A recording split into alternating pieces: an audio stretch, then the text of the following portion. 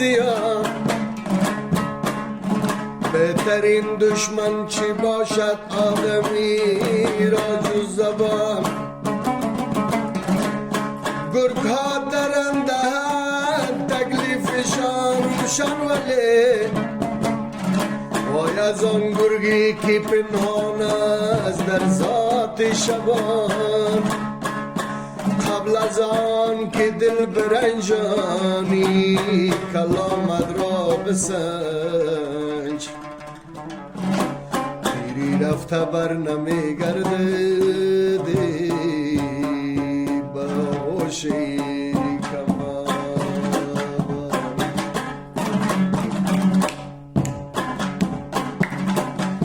جهان را سر و سر دیدم جهانی حیرت انگیز است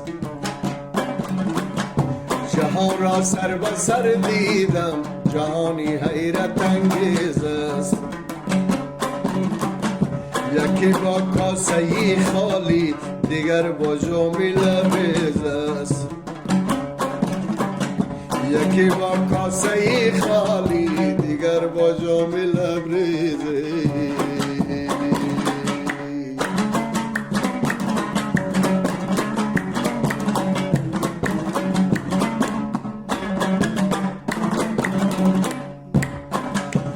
یکی را چهره های زرد و رنگ زعفران داییم یکی را چهره های زرد و رنگ زعفران داییم دیگر در عیش و حشرت برقی حسن شعله ها میز است دیگر در عیش و عشرت برقی حسن شعله ها میز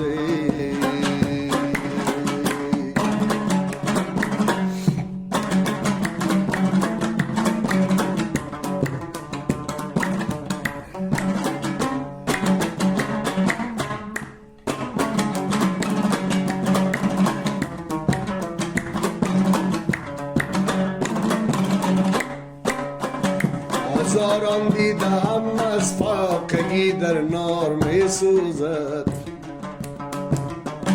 هزاران دیدم از فاقگی در نار می سوزد دیگر در چوکی قدرت به پشت دفتر و میز است دیگر به چوکی قدرت به پشت دفتر و میز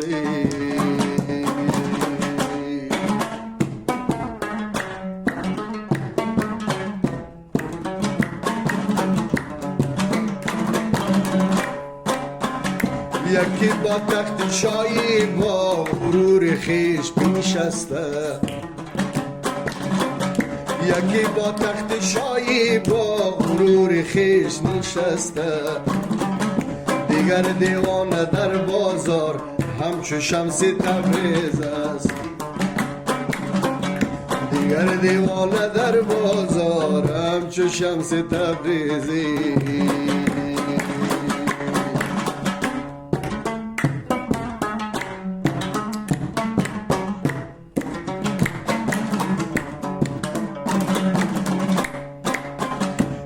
یکی با چهره مسکین دیگر با صورت زیبا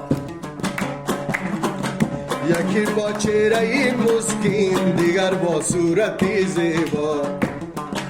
فدای نام پاکش را که او خالق رنگریز است فدای نام پاکش را که او خالق رنگریزی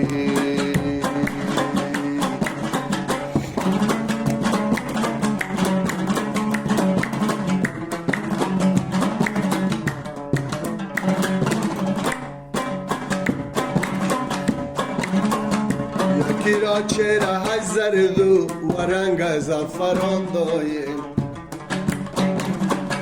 یکی را چهره های زرد و رنگ زعفران داییم دیگر در عیش و حشرت برقی حسن شعله ها میز است شما را سر به سر دیدم جهانی حیرت انگیز است یکی با کاسه خالی دیگر با جام لبریز.